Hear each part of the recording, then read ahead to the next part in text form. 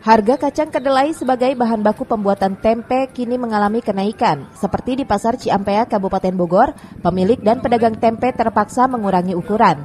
Penjualan tahu pun terpaksa harganya dinaikkan, karena jika dikurangi ukuran semakin kecil, tahu yang semula hanya Rp300 per buah, kini sudah mencapai Rp400 hingga Rp700 per buahnya. Ya mahal, satu aja untuk konsumsi, kalau aku sih jualan. Jadi ya tahu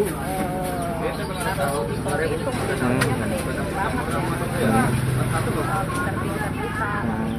Itu satu bijinya 400. Sebelumnya berapa, Bu? 300, naik 100. Kalau untuk tempe? Tempe sih dari sama aja sih, cuman mungkin gedenya dikurangin. Ukurannya ya. Ya sebenarnya untuk kenaikan kacang ini agak rada berat juga, cuman ya namanya kita dalang lah, pinter-pinternya kita gitu. Yang penting biaya produksi ada, sedikit-sedikit kita ada lah buat sehari-hari. Itu ada apa, harganya ditaikin atau ukurannya masih dikurangin? Ya paling ukuran diperkecil lah.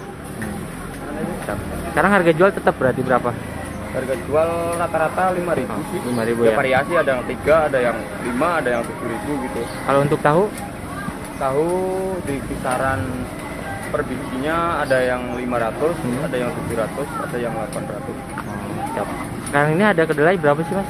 Harga kedelai sekitar 12.600 per kilo per hari ini ya. Per hari ini. Itu sebelumnya berapa? Sebelumnya waktu belum kenaikan mah 7.000. Sekarang 12.000. Sekarang 12.000. Ya namanya kita udah kerjaannya ya ditelatenin aja, disyukuri lah, Bang. Pedagang tahu di Pasar Ciampea mengaku tetap harus berjualan di tengah tingginya harga kedelai guna memenuhi kebutuhan ekonomi keluarga. Saat ini harga kedelai dari sebelumnya Rp7.000 saat ini sudah mencapai Rp12.600 per kilogramnya. Dari Ciampea, Kabupaten Bogor, Iman Abdurrahman melaporkan.